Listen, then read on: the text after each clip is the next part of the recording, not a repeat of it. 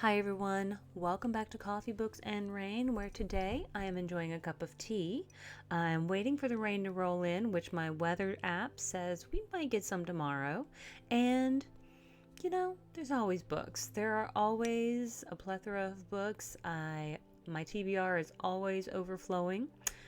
My DNFs are always pretty few. Technically, I think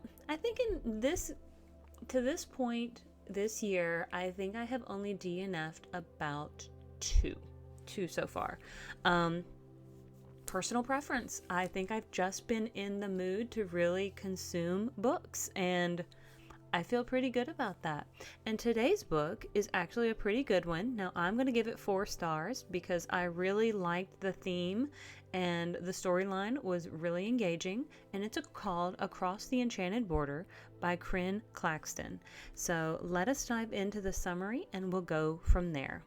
Only the enchanted border separates the oppressive and tyrannous land of Alba from Gaia, a haven where citizens are free to love who they please and choose their gender. Everything changes for butch warrior Skylar when she follows the cries of a magical fox across the forbidden border and is forced on the most perilous journey of her life. As a telepath and empath and swordsman, Skylar must hide who and what she is. Skylar aligns with proud femme Kalita and her feminine son Florian to battle bandits, zealots, and the king's guards. It's the worst time for Skylar to fall in love, let alone to bond with Kalita's tender gender rebel child. Skylar may be tough, but can she survive Alba in her quest to recross the border? And if she does, can Skylar leave behind the two people her heart yearns for most? In Alba, where hopes are crushed as easily as the dispossessed, Kalita knows better than to dream of a better life. Deadly in combat, Kalita will do whatever it takes to protect her child. She's not about to trust Skylar or her little witch fox. If only her unruly heart would heed her sensible head. Even if there was a place she and Florian could be free, is Gaia a land Kalita could call home? Now, this book is approximately 266 pages in paperback. I do believe my ebook was approximately 215-ish. But I usually do have my font kind of small, and it is expected publication of March 11th, so I think my review for it will probably drop a little bit later in March, just because I have a couple books slated a little bit before that, but I'll still get it out sometime in March. So by the time you hear this, it should still be March. Just I'm not sure what day yet. So let's dive in to my thoughts about this book because I like I said, I really liked the book. The story itself was really good. I had strong emotions. There's some sadness, there's desperation, happiness, there's some romance, there's helplessness, there is, they do have some found family, which is great. I think it's more the flow of the book that was catching me with kind of, I guess, pulling me out of the story a bit more than I wanted to. I think the characters were really well developed. I think they were given fantastic personalities, very dynamic. But again, going back to the flow of the book, I felt as though the writing style was a bit disjointed, and someone else, it looks like Shannon Bagnall, also agreed with me on this. So if you're looking on Goodreads, you'll be able to see this as well. She also states, and I agree, that some sentences felt kind of modern, which totally fine if you're going to write a fantasy book and you want to have a modern-ish feel.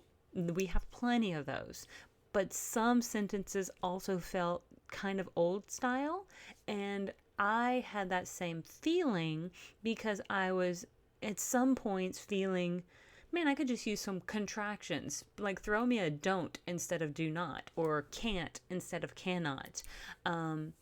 Give me a little bit of lax jargon or something. Like, throw me a little bit of, we don't need everything prim and proper. Because, again, it's fantasy. None of these people are technically nobility that I can tell. And we all seem to be like we're commoners. So we can be common in our speech if we're going for more of a, I don't want to say lax common, like, dialect or, speaking way of speaking, but we can in a fantasy book. So I don't think it's set in any particular time. I don't know if we were intended to picture this in any particular time.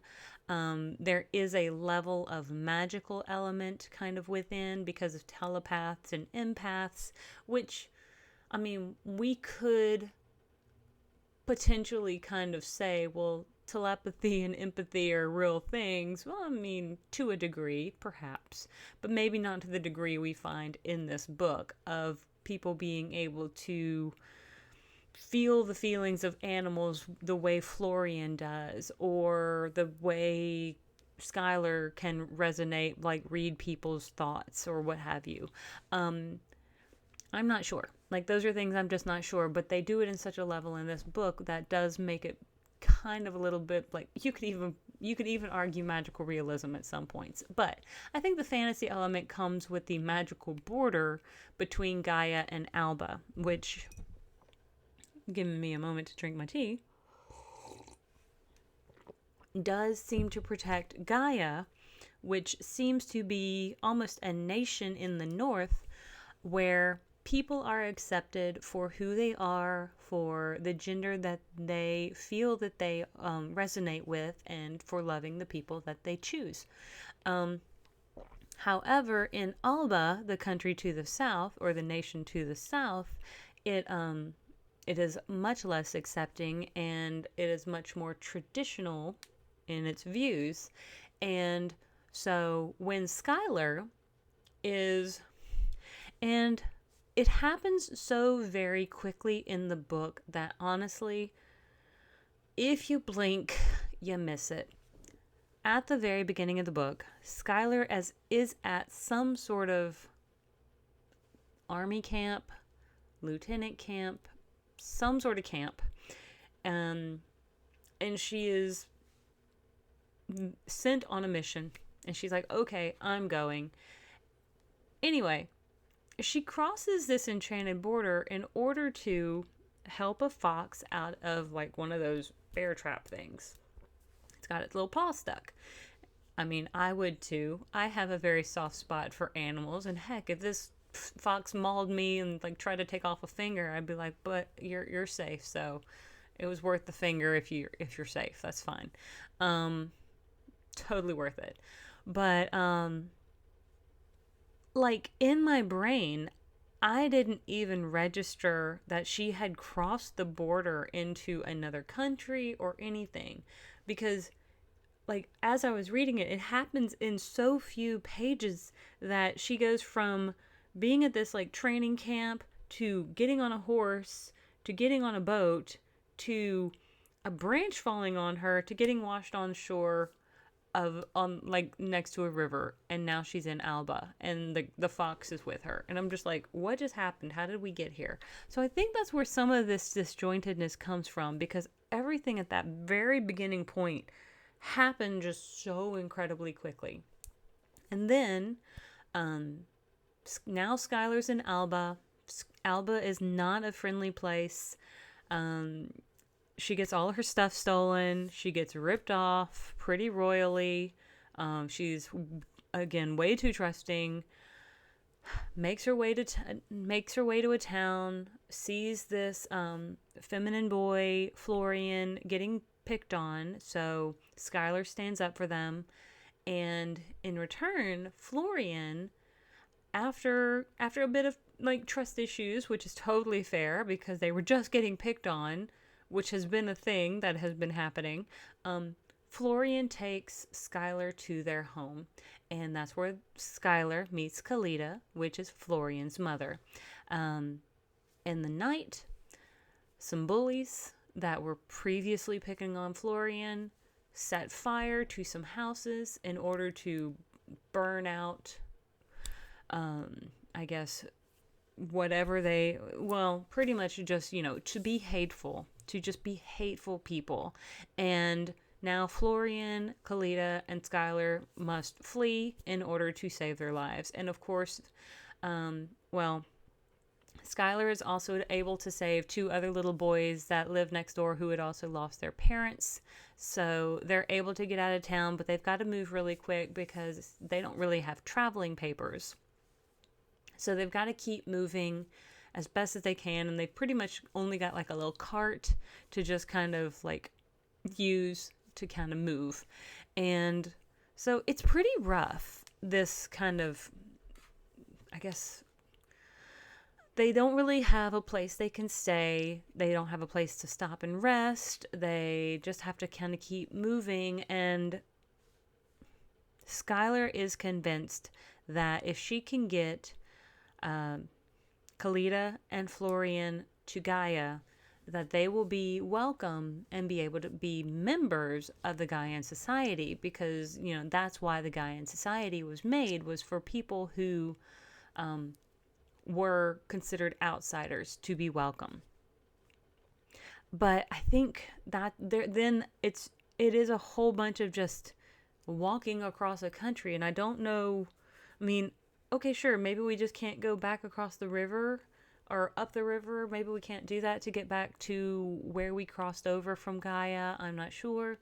The fox is still with them, though, and the fox gets named Kit, which is cute, but also a little predictable, because we gotta have better names for foxes. In my personal thoughts, we gotta have better names for foxes.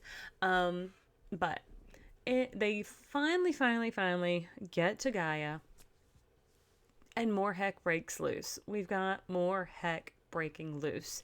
And I don't want to tell you the details, but let's just say Skylar's not exactly correct about Kalita and Florian being welcomed the way she thought they were. And so now there's got to be more or less an uprising or a revolution in Gaia, because let's say the leaders aren't doing what they're supposed to be doing.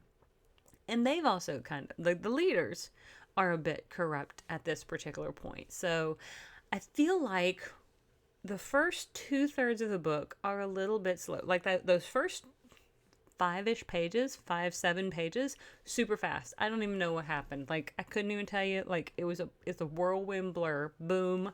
Skylar's on the shores of Alba and getting robbed blind. All their stuff gets stolen. Their boat gets stolen. All of it.